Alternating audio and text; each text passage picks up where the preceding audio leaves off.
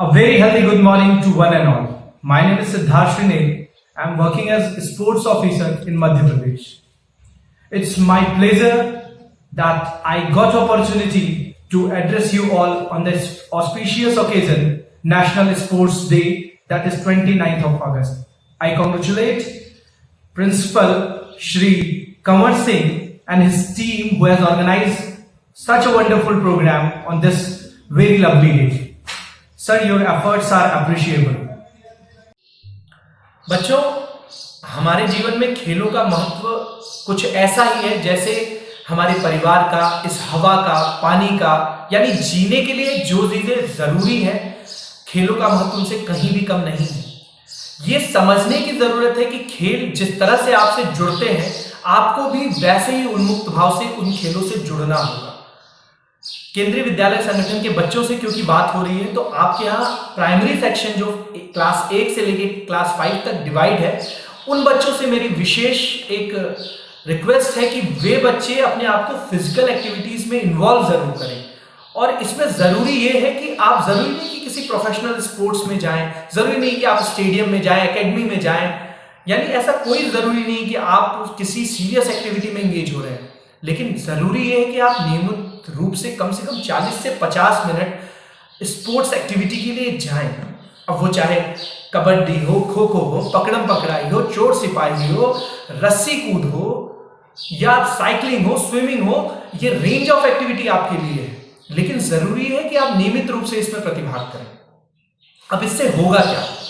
सबसे पहली चीज क्या होती है कि आपके शरीर को बहुत से सप्लीमेंट्स की जरूरत होती है जो शरीर भोजन से ले लेता है, लेकिन एक सप्लीमेंट ऐसा है फिजिकल एक्टिविटी जिसका कोई सब्स्टिट्यूट नहीं है। अगर आप फिजिकल एक्टिविटी कर रहे हैं तो जो भी चीजें आप कर रहे हैं वो सही तरीके से अब्सॉर्ब होती है बॉडी में, और सबसे बड़ी बात कि आपके डेवलपमेंट प्रोसेस को ये इनहेंस करता है। आपकी फाइन मोटर स्किल्स मतलब उंगलियों के मूवमेंट, पकड़, जिससे आपकी हैंडराइटिंग अच्छी होगी, आपका कंट्रोल अच्छा होगा। ठीक उसी तरह ग्रॉस मोटर स्किल्स जैसे चलना, बैठना, उठना, दौड़ना, इनमें सही पोस्चर का बनना, ये सारी चीजें उतनी इंपॉर्टेंट है जितना आपका पढ़ना लिखना सीखना है। क्योंकि अगर आप इन चीजों को सही तरीके से डेवलप नहीं कर रहे हैं तो आप ये समझ लीजिए कि आपने बहुत सी चीजों को इग्नोर कर दिया है।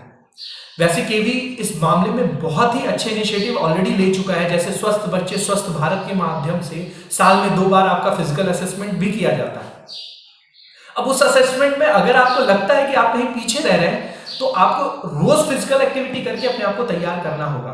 और आप इतना समझ लें कि प्राइमरी के स्टूडेंट ये जो 5 साल हैं वो अपनी ट्रेनिंग में लगाए, जिससे क्लास 6 में जब वो अंडर 14 के लिए पार्टिसिपेट करना चाहते हैं रीजनल लेवल, नेशनल लेवल या SGFI लेवल पे, तो वो बिल्कुल तैयार रहें। साथ ही साथ अगर आपका फाउंडेशन स्ट्रांग होगा तभी आपकी इमारत मजबूत बनेगी। ठीक उसी तरह अगर आपने स्टार्टिंग में फिजिकल एक्टिविटी रेगुलर की है तो बाद में आपको बहुत ज्यादा कोशिश नहीं करनी है, आपको उस फाउंडेशन को ही बिल्डअप करना है। अब क्लास 6 से ऊपर क्योंकि थोड़े बच्चे बड़ी कैटेगरी में आ जाते हैं, तो यहां पे ध्यान देने की जरूरत है कि क्लास 6 से ऊपर आपको फिजिकल एक्टिविटी को तवज्जो 2 तरीके से देनी है। या तो आप उसे प्रोफेशनली फॉलो करना चाहते हैं या फिर आप उसे as a medium of recreation as physical fitness रखना चाहते हैं। तो आप ये समझ लीजिए कि इन दोनों ही कंडीशंस में टाइम मैनेजमेंट की बहुत बड़ी भूमिका है, specially class 9, 10th, 11th, 12th। अगर आप प्रोफेशनली स्पोर्ट्स फॉलो करना चाहते हैं तो आपको लोगों के रिजल्ट को नहीं देखना है। जिस आइडियल को देख के आप मोटिवेट हो रहे हैं उसके सिर्फ रिजल्ट को मत देखिए, आप उस प्रोसेस को देखिए, उस हार्डवर्क को देखिए जिसको करने के बाद वो वहां पहुंचा है।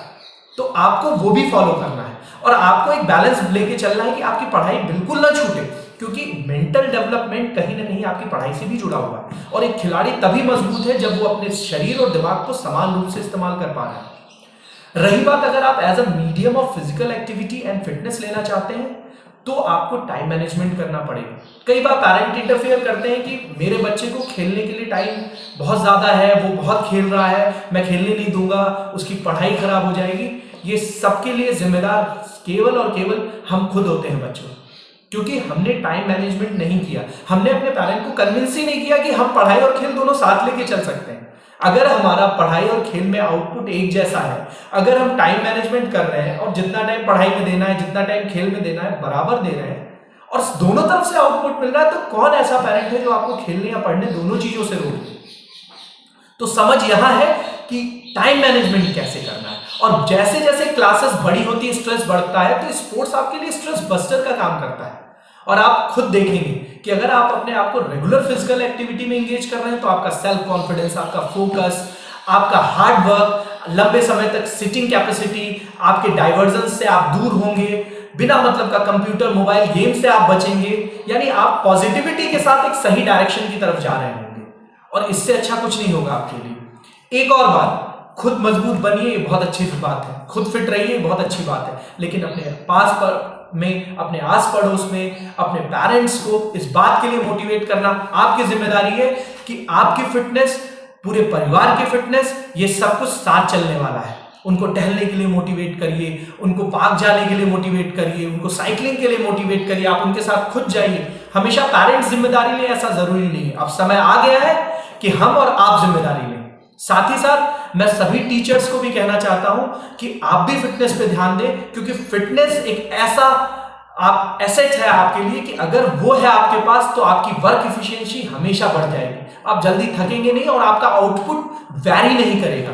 तो आप सभी से रिक्वेस्ट है कि बच्चे, क्योंकि हम सभी को देख के इमिटेट करते हैं, बच्चे सबसे ज्यादा लर्निंग थ्रू इमिटेशन करते हैं। ये इमिटेशन प्रिंसिपल ये कहता है कि हमें और आपको भी उनके सामने एक रोल मॉडल बन के दिखाना है कि वो हमें फॉलो करें।